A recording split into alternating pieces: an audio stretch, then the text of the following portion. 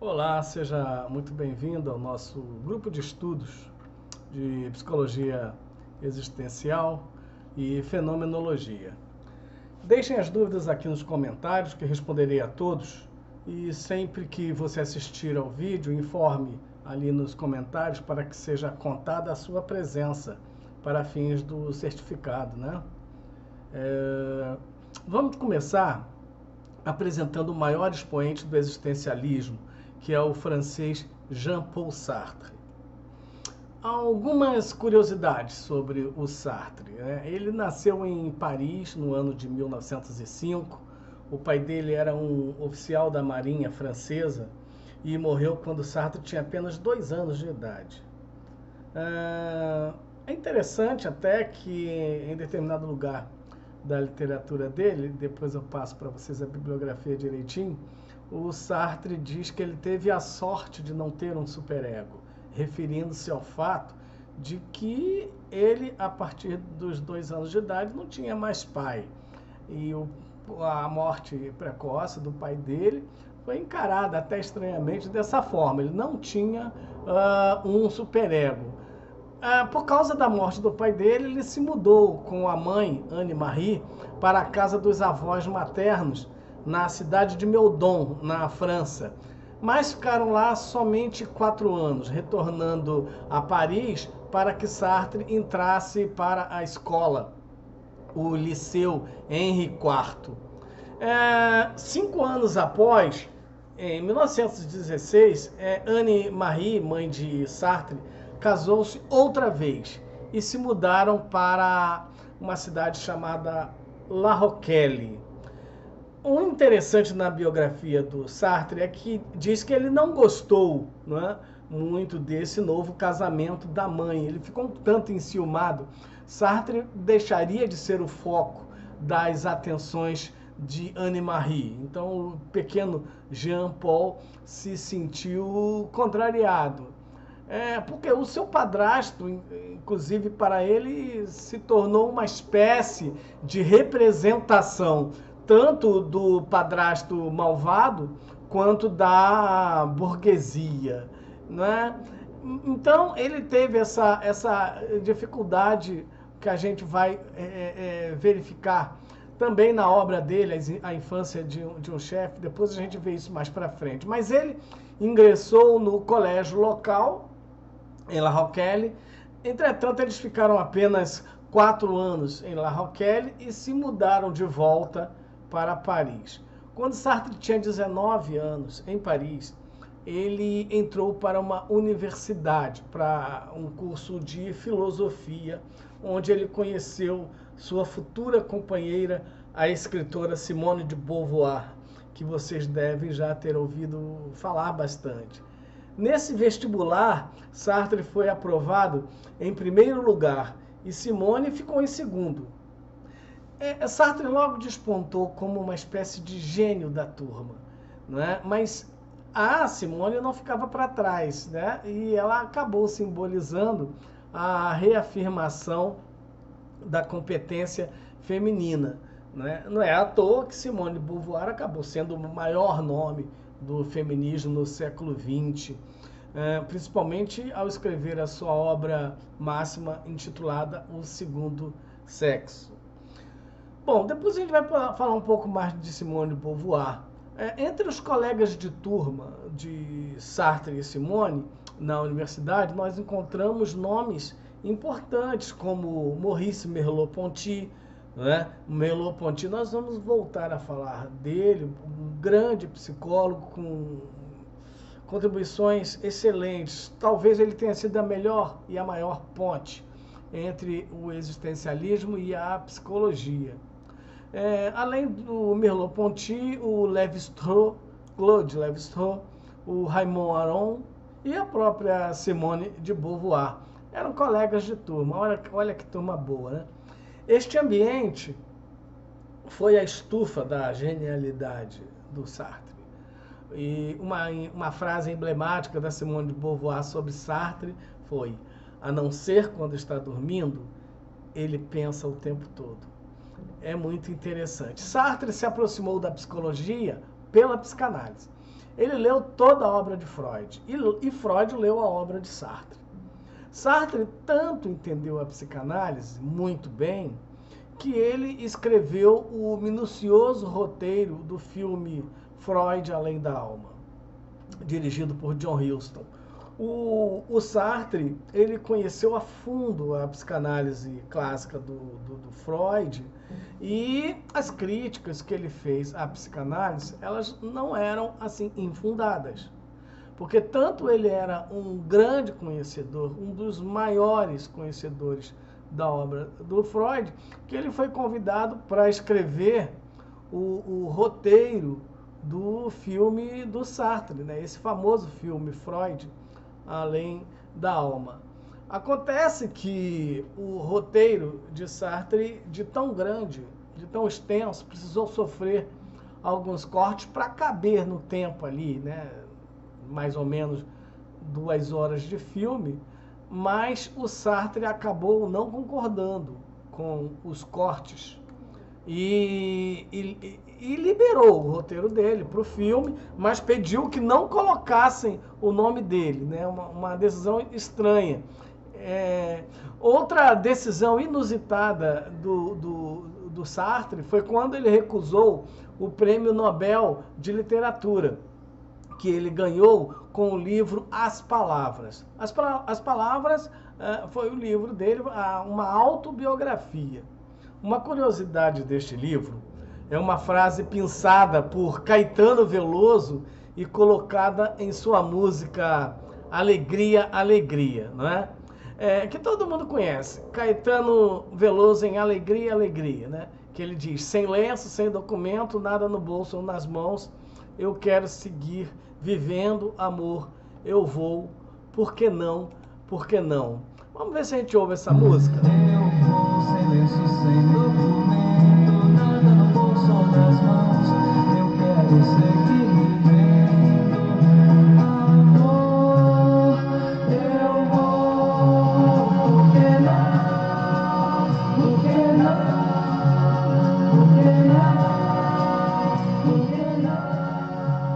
por que não? Então, é interessante isto, né? Quando a gente encontra o Caetano Veloso,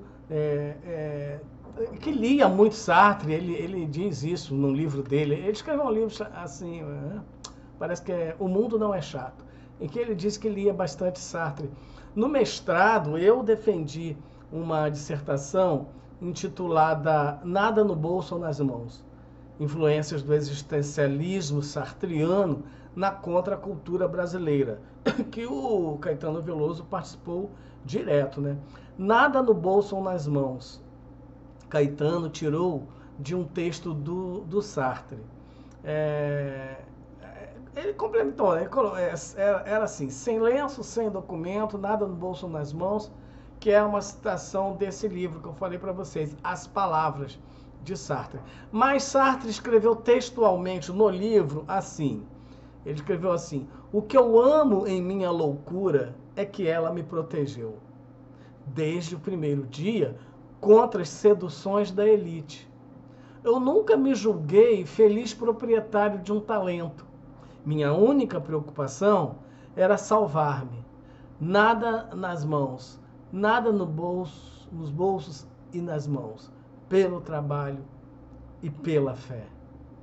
Jean-Paul Sartre.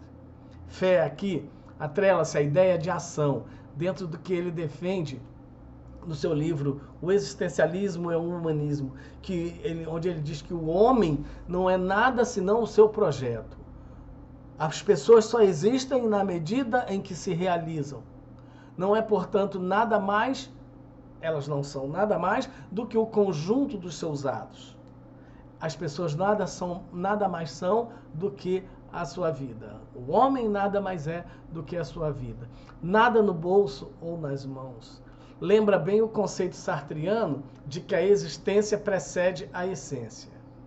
Ou seja, o homem lançado ao mundo não vem com uma essência pré-definida. Ele se constitui a partir de um nada e se faz à medida da sua existência, que é a sua vida em desenvolvimento. existencialismo se refere à existência. E a concepção, o conceito de existência no existencialismo é vida em desenvolvimento. A expressão existência significa movimento para fora, existere, o ato de movimentar-se, a ação de fazer algo, de se movimentar. Então está muito ligada à existência, à ideia de atitude, levando-nos a crer que sem atitudes, sem movimentação, sem mexer para que as coisas andem, não há existência. Ou seja, a pessoa não existe se ela não se movimenta no sentido de fazer, dinamizar e valer a sua vida. Daí que vai vir mais para frente um outro conceito chamado vazio existencial. O que é o vazio existencial? É uma vida sem sentido, uma vida sem projeto. Não é? Então ele diz que todos temos que ter um projeto de vida, nós precisamos saber para onde nós estamos indo. E aí ele disse, o Caetano Veloso respondeu, nada no bolso ou nas mãos, ou seja, eu parto para a minha existência sem ter nada previamente definido. A gente não chega a esse mundo com as coisas definidas. Nós chegamos a esse mundo com nada no bolso, ou seja, nenhum recurso, nada nas mãos. Porque a máxima expressão do Sartre, que na verdade, o que sintetiza o existencialismo, né? A existência vem antes da essência. A existência precede a essência, no sentido de que a nossa existência, ela vai acontecer, ela vai acontecendo, e aquilo que nós de verdade seremos ou nos tornamos virá a partir da vida que escolhemos viver ou que conseguimos viver, ou aquilo que fazemos com aquilo que fazem de nós, aquilo que fazemos com a vida que cabe a nós. Jean-Paul Sartre tinha apenas 10 anos de idade, na época da Primeira Guerra Mundial. Mas ele compreendia o que isto significava. Já adulto, ele foi contemporâneo de 2 guerras que sangraram o mundo, toda a Europa e especialmente a França. Ele era adulto na Segunda Guerra Mundial. Sartre deixou importante obra literária e filosófica, né? Mais que isso, ele se tornou um símbolo internacional de luta pela liberdade, fazendo-a sempre acompanhar-se da responsabilidade. Uma outra característica do existencialismo: liberdade com responsabilidade. Porque todo mundo quer liberdade, mas todos precisam assumir as consequências da sua liberdade, os resultados das suas escolhas, e entender que uma coisa não caminha sem a outra, né? Enfim, a liberdade se faz sempre acompanhar da responsabilidade, né, de alguém que se reconhece e se assume como autor da própria existência.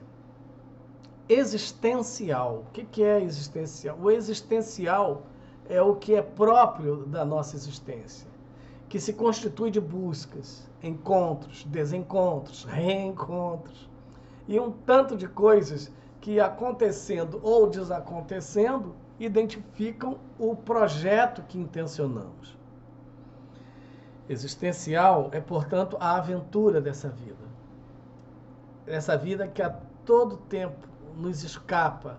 A aventura que a todo tempo nos escapa para nos brindar com novidades que não deixam dúvidas. Viver é surpreender-se. A vida é surpresa a cada momento. A existencial prepara na sua clínica as pessoas para isso, para que elas saibam lidar com o inusitado, com a surpresa, com um dia após o outro. Os dias não são iguais e nós planejamos a nossa vida, mas viver é a arte de remendar caminhos. A existencial nos ensina isso e a gente tem que estar sempre preparado para remendar os caminhos, para readaptar, sem perder tempo lamentando e dizendo, olha, é por aí mesmo, a vida é isso aí, vamos embora. nós fomos lançados ao mundo, nós navegamos então num oceano de ações, contradições, indiferenças, emoções, tudo sempre surpreendente, já que a vida não se pode prever. São temas existenciais, as nossas esperanças, a alegria, o medo, a dor, a vida, a morte, a solidão, o êxtase. São temas existenciais esses. Coisas que falam, que calam, que resvalam e evadem. Ou ainda correm em busca de sentido e de resposta. Tudo, entretanto, pode fazer muito sentido desde que haja busca. O humano sentido existencial, concepção concreta do homem, envolto nas diversas vertentes do seu significado de existir, revela a nossa inescapável condição de construtores solitários de um projeto pessoal. Solitários, sim, ainda que o outro seja sempre o indispensável material intersubjetivo que nos possibilita ser. Então prestem atenção no paradoxo, né? E nesse pertencimento, né? Ao mesmo tempo que o homem é solitário, e isto é a essência, né? da filosofia existencial, ao mesmo tempo que o homem é solitário, né? Do seu projeto pessoal, daquilo que ele vai fazer na vida, com a vida dele, né? Ele sempre vai contar com o indispensável material intersubjetivo, que é o outro, que são as coisas, que é o que nos possibilita ser. O existencialismo aponta para as possibilidades da existência, destacando a liberdade individual, a responsabilidade e a subjetividade do ser humano, considerando cada homem, cada pessoa, um ser único, senhor dos seus atos e do seu destino. O existencialismo nasceu na Alemanha e é com a influência inicial da fenomenologia de Russell. É importante entender que a clínica existencial e a clínica humanista são diferentes. As pessoas confundem achando que a humanista e a existencial são a mesma coisa. Não, totalmente diferente. Não é? Só porque o Sartre escreveu uma vez um livro, que na verdade nem foi um livro, foi uma palestra dele, que transcreveram em forma de livro, chamado O Existencialismo é um Humanismo, ele estava falando de outra coisa, ele não estava falando de psicologia humanista e de psicologia existencial, estava falando de outra coisa. É preciso, depois a gente vai dar uma olhada nessa palestra, nesse livro, mas enfim, o existencialismo, ele tem raízes europeias. O humanismo tem raízes americanas. Eu costumo dizer o seguinte, que o humanismo é do Carl Roger, né? E é americano, é uma escola americana. Já o existencialismo é uma escola europeia toda diferente. Né? E aí é importante entender, se a gente vai vascular a obra do Carl Roger, a gente não encontra a fenomenologia.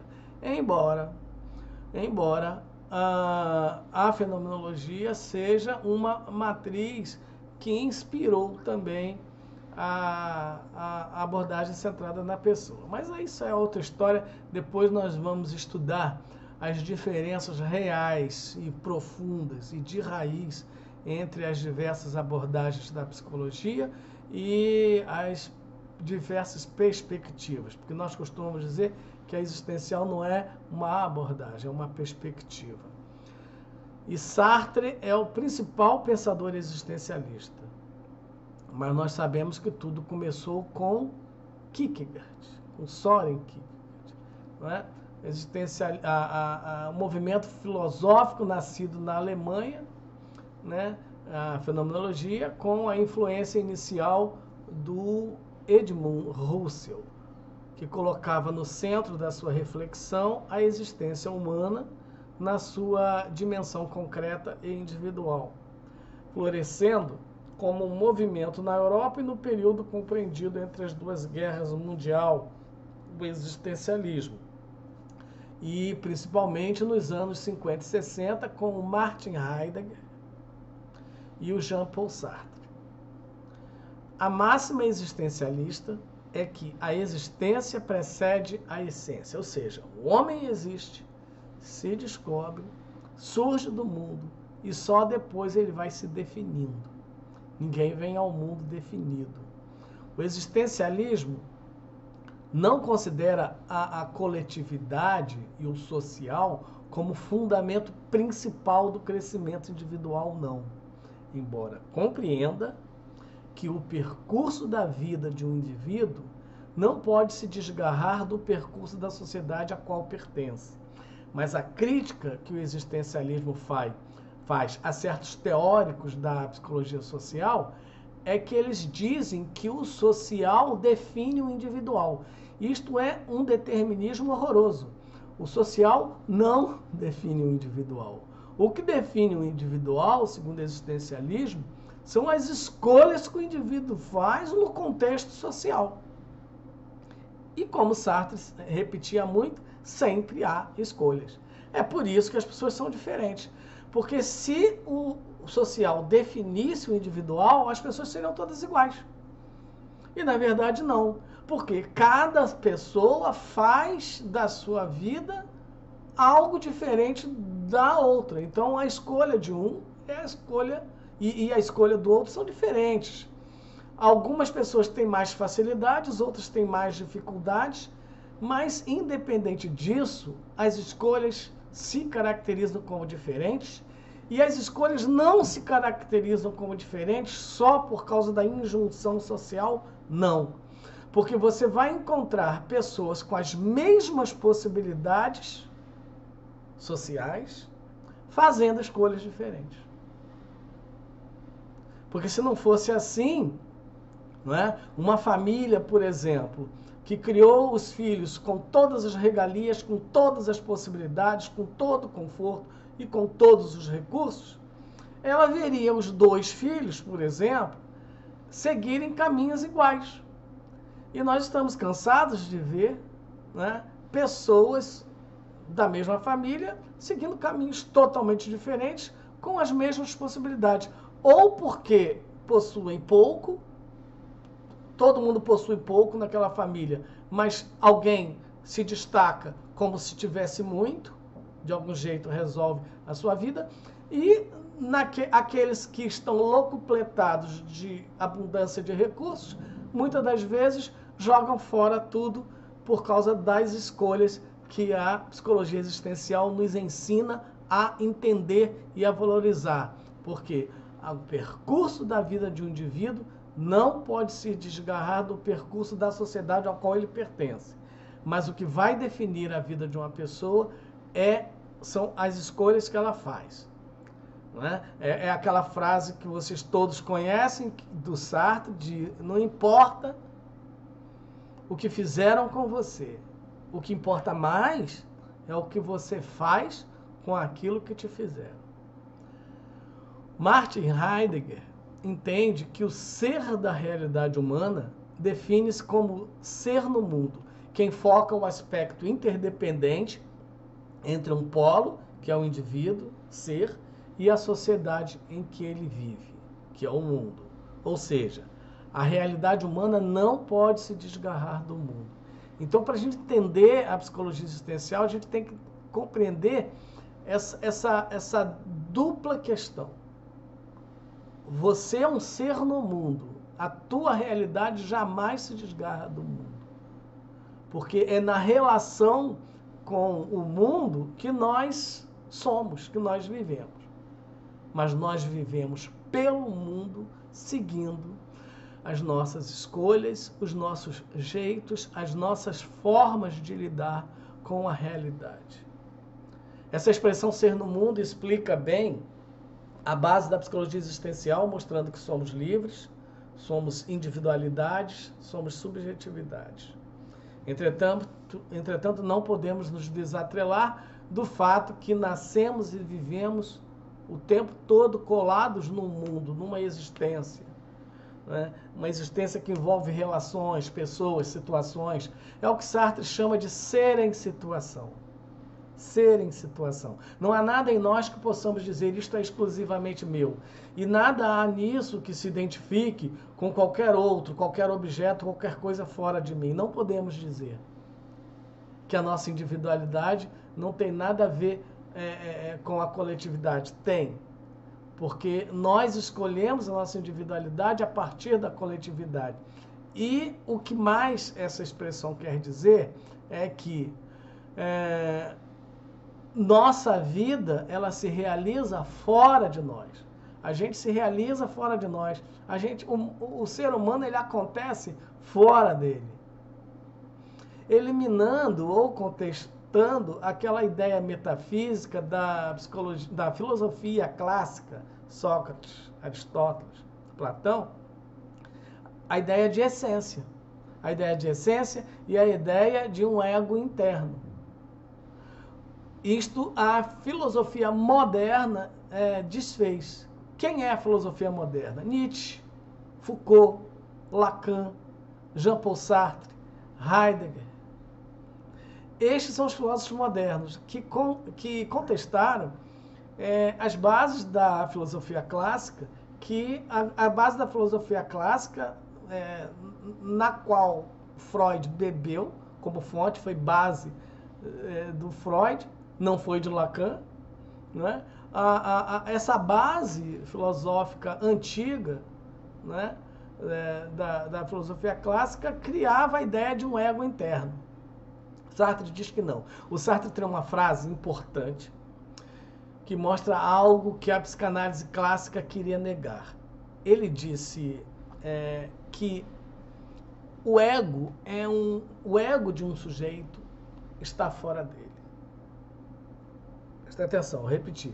Sartre disse que o ego de uma pessoa, o ego está fora da pessoa, está fora dessa pessoa.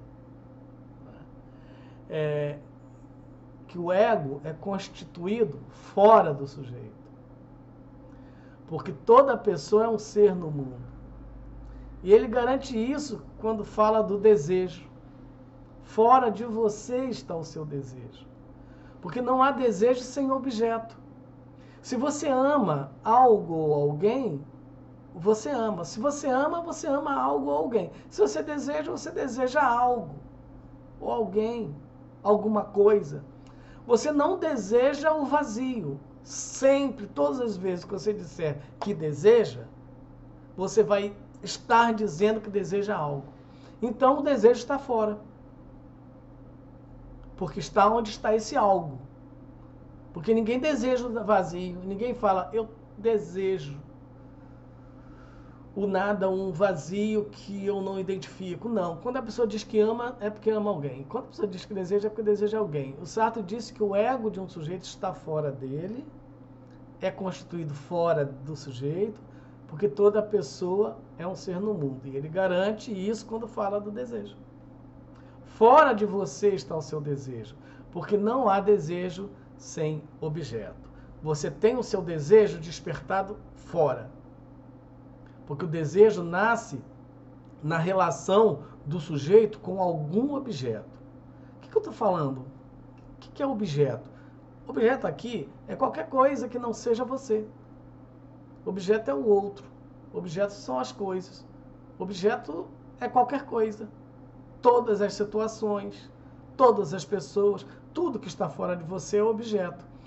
E é onde vai nascer o teu desejo. Por isso que o desejo não é interno, ele é externo. Por isso que o ego não é interno, é externo.